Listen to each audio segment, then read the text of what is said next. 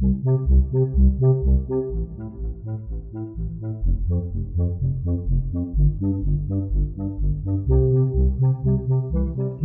Buddhaya. Welcome back to Monks in the Morning from Colombo Dhamma Friends of Mahameonawa. I'm so glad that you're joining us so we can spend time together now as Kalyanamitta, good spiritual friends.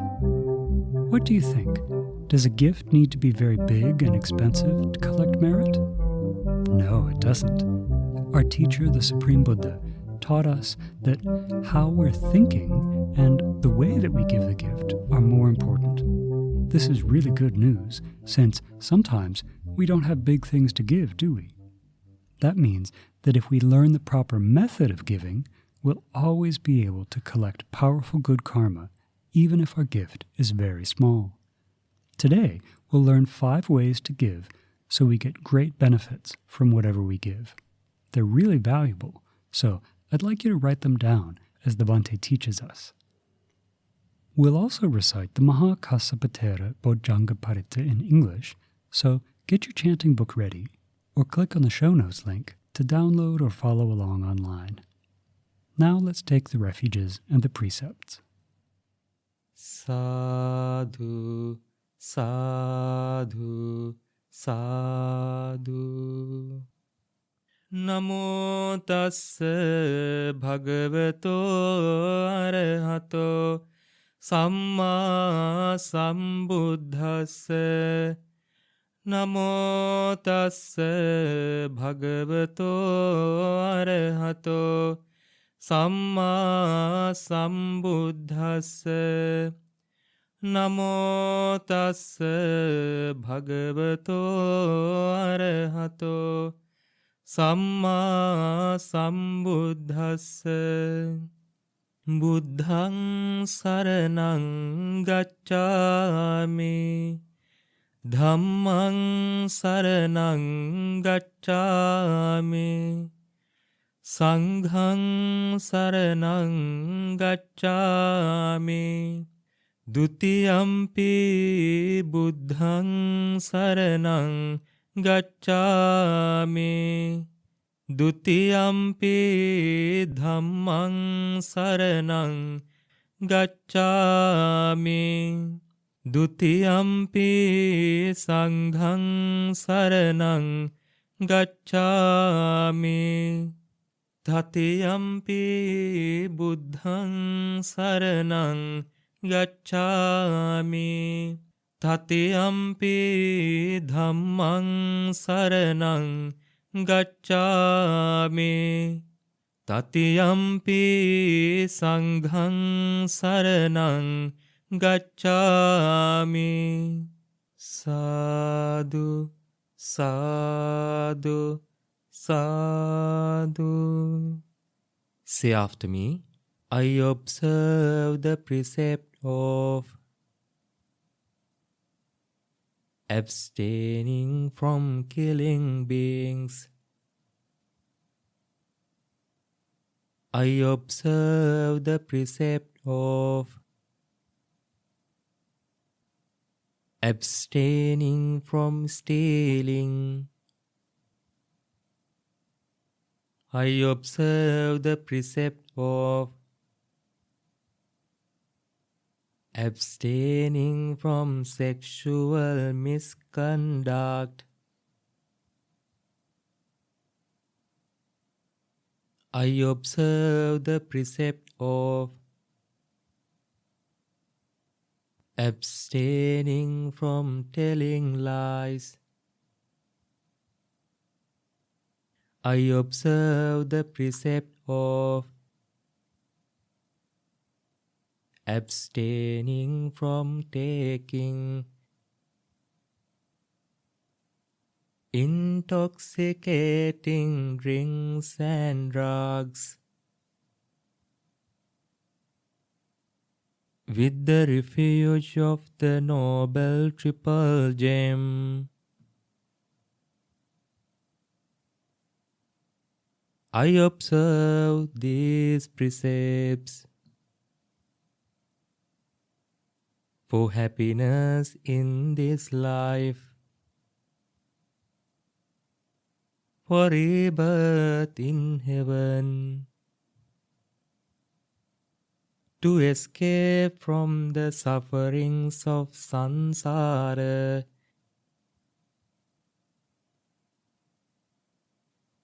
May it help me. May it be a blessing. Sadhu, sadhu, sadhu.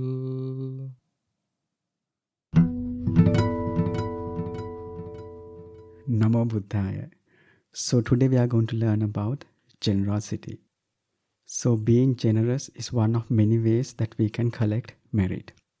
So being generous is all about giving something that is yours to others out of goodwill. Giving is where Buddhist practice starts. Once Buddha said that if people knew, as I know, the results of giving and sharing, they would never have a single meal without sharing it with someone else. So it shows that point of generosity is not necessarily to give a valuable gift. It's the thought that we do it with that matters the most. So it's really important to know how to practice generosity in a proper way. So today we are going to learn how to practice generosity in a proper way. So Buddha said that there are 5 additional qualities that we should have when we are practicing generosity. So if we have these 5 additional qualities, it will give us much more merit by practicing generosity. So the first one, he says we should have faith. So he says that we should practice generosity out of faith. So it means that we should have faith towards the Buddha and his teachings. So to get this faith, we have to learn his qualities and we have to reflect on those qualities. And we have to learn his teachings and we have to practice his teachings. So by doing this, we will gain this faith. So if we practice generosity out of faith, we will get an additional result. So we will get an additional result. So the additional result, he says, is you will become a beautiful person. So practicing generosity, he says, the result of practicing generosity is that you will gain a lot of wealth and you will be born in rich families. But because you had this additional quality of faith, you will be rich as well as you will be a beautiful person. So that's the first quality that we should have when we are practicing generosity. The second one, he says, we should practice generosity out of respect. So it means that now, suppose we are giving something to a friend, a present. We can just give it without wrapping it using a nice wrapping paper or without using both hands. You can just say there's a present, if you want, you can have it.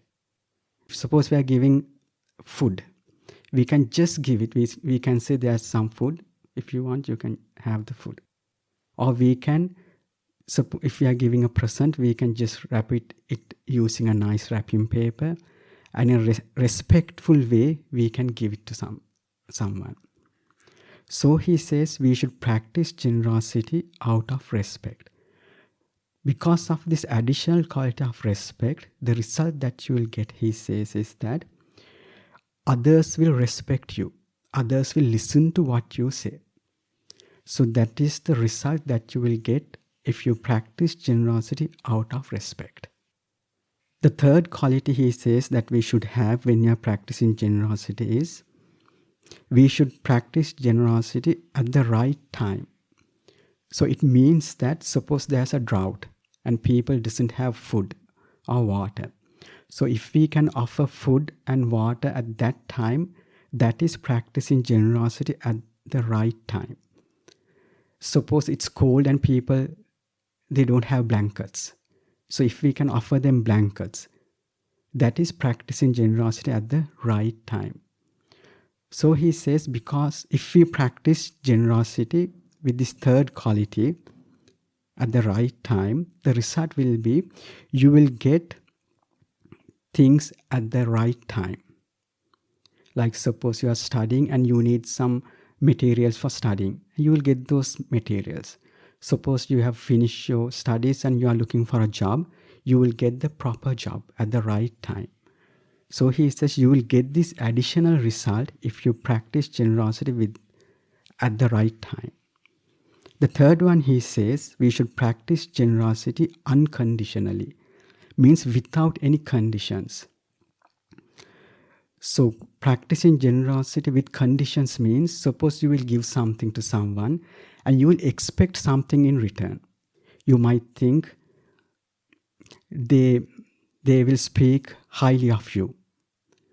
Or you might do something and you might expect they will do something in return. And you might give something and you will want to see what they have done with the thing that you gave. So Buddha says that is practicing generosity with conditions. He says we should practice generosity without any conditions. So if you practice generosity with conditions, the result will be you will get a lot of material things like clothes, food, but you will not enjoy those sensual things, pleasures. But if you practice generosity without conditions, the wealth that you gain, you will be able to enjoy the wealth that you gain. You will get food and you will enjoy the food. You will get clothes and you will enjoy the clothes that you have. So you will get this additional result if you practice generosity unconditionally. And the last one, he says, we should practice generosity without harming or pressuring yourself and others. So it means that you should practice generosity with the things that you earn in a good way, without stealing, without killing, without bribing.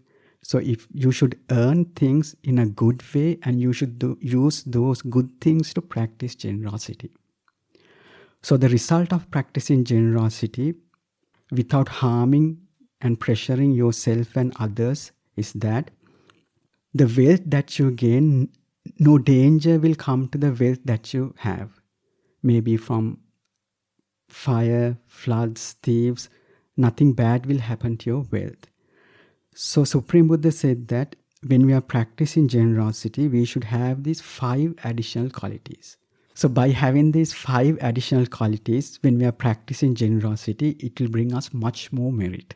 So having learned these additional qualities that we should have when we are practicing generosity, we should try to keep them in our mind and we should reflect on them and we should use these 5 additional qualities when we are practicing generosity. So can you remember these 5 additional qualities? So the first quality is we should practice generosity out of faith.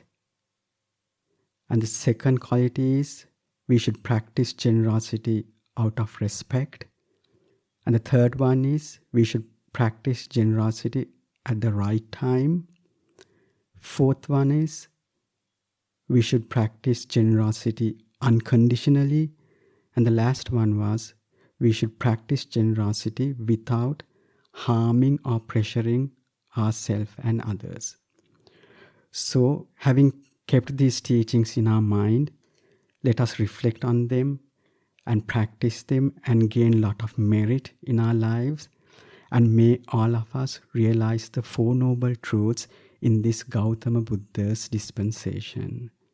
Sadhu, sadhu, sadhu. Namo Buddhaya.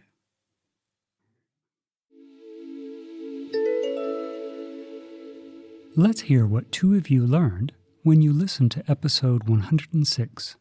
Are your good qualities ripe? Namo Buddhaya. Today I learned the 4 types of people in the world. A mango that is unripe and seems ripe. A mango that is ripe but seems unripe.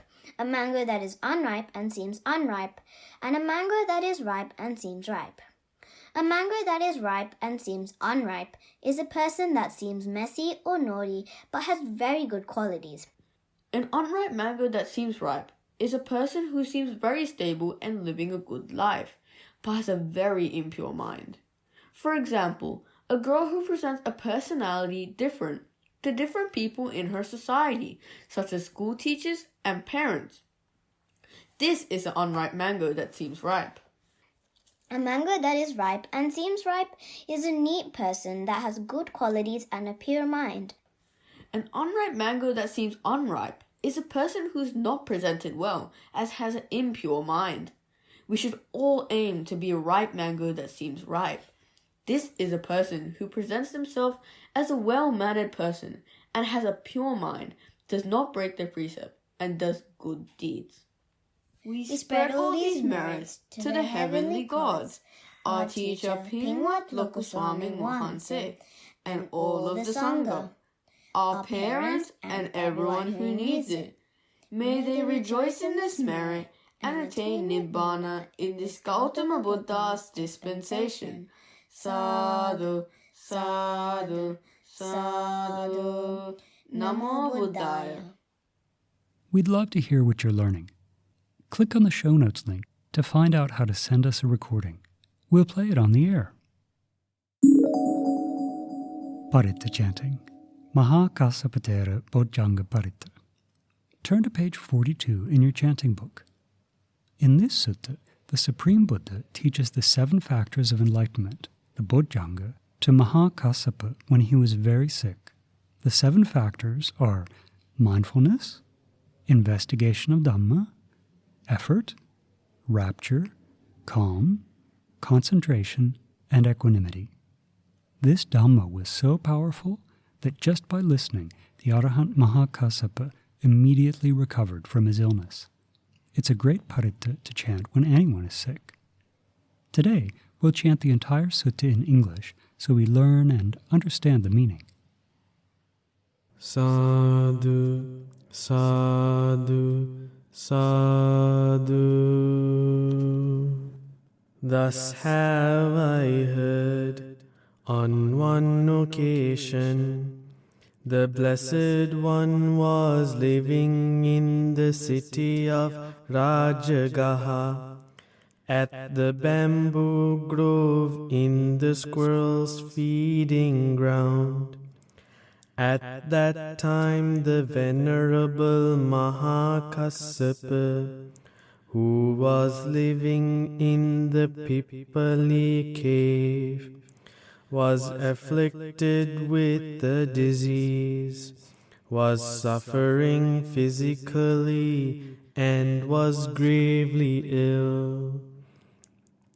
Then the Blessed One, arising from his meditation in the evening, visited the Venerable Mahakassapa and sat down on the seat made ready for him.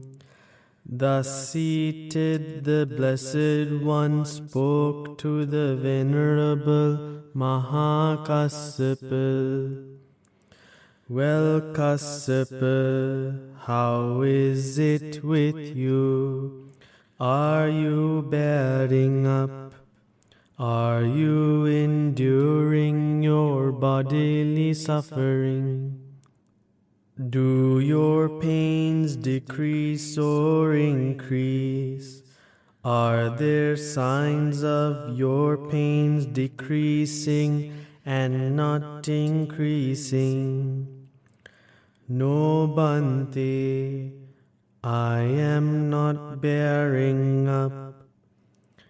I am not enduring, and the pain is very great. There is a sign not of pains decreasing, but increasing. These 7 factors of enlightenment, Kassapa, are well expounded, cultivated, and fully developed by me. They lead to special knowledge, to realization of the noble truths, and to Nibbana.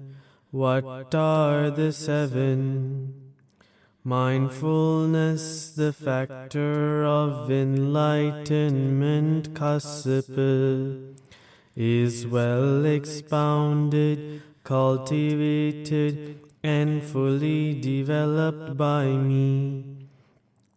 It leads to special knowledge, to realization of the noble truths, and to Nibbana, investigation of the Dhamma, the factor of enlightenment, Kassapa, is well expounded, cultivated, and fully developed by me. It leads to special knowledge, to realization of the noble truths, and to Nibbana. Effort, the factor of enlightenment, Kassapa, is well expounded, cultivated, and fully developed by me. It leads to special knowledge, to realization of the noble truths, and to Nibbana. Rapture, the factor of enlightenment, Kassapa, is well expounded, cultivated, and fully developed by me. It leads to special knowledge, to realization of the noble truths, and to Nibbana. Rapture, the factor of enlightenment, Kassapa, is well expounded, cultivated, and fully developed by me. It leads to special knowledge, to realization of the noble truths, and to Nibbana. Calm, the factor of enlightenment, Kassapa, is well expounded, cultivated, and fully developed by me. It leads to special knowledge, to realization of the noble truths, and to Nibbana. Concentration, the factor of enlightenment, Kassapa, is well expounded, cultivated, and fully developed by me. It leads to special knowledge, to realization of the noble truths, and to Nibbana. Equanimity, the factor of enlightenment, Kassapa, is well expounded, cultivated, and fully developed by me. It leads to special knowledge, to realization of the noble truths, and to Nibbana. The 7 factors of enlightenment, Kassapa, are well expounded, cultivated, and fully developed by me. They lead to special knowledge, to realization of the noble truths, and to Nibbana. Most surely, O Blessed One, they are the factors of enlightenment. Most surely, O Sublime One, they are the factors of enlightenment. The Blessed One taught this discourse, and the Venerable Mahakassapa, glad at heart, rejoiced in the Blessed One's explanation. Thereupon the Venerable Mahakassapa recovered from that disease, and that disease of the Venerable Mahakassapa disappeared instantly. Etena Satchena Suati Hotu. By this truth may there be well-being. Sadhu, sadhu, sadhu.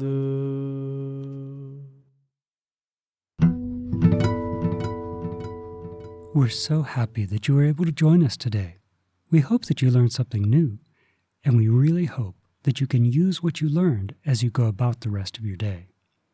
Now that you know these 5 factors to follow when giving, I'd like you to think about a time that you gave something in the past. Think about a specific thing that you gave and try to remember if you fulfilled these 5 factors. It's okay if you didn't, because now you know them and you can follow them in the future. The monks here would love to hear about the good things that you're doing these days to collect good karma and merit into your lives. Just click on the show notes link and record a voicemail so we can share it on the air. It'll help inspire all of us to keep practicing the Supreme Buddha's teachings. Now let's share merits. We can think about all of the good things that we've done together today: going for refuge, taking the precepts, listening to this Dhamma sermon on the 5 factors of giving, reciting the Mahakassapatera Bojjhanga Sutta. All these things are very good actions to do that give good results in this life, the next life, even in future lives, and may even help us to attain Nibbana. So, when we do good actions like this, we like for others to have a happy mind thinking about these actions. So, may all heavenly beings rejoice in this merit.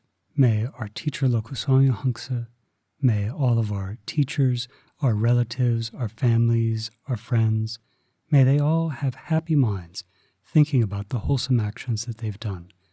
Through the power of this rejoicing, through the power of this merit, may they soon experience for themselves the supreme bliss of Nibbana in this Gautama Buddha's dispensation.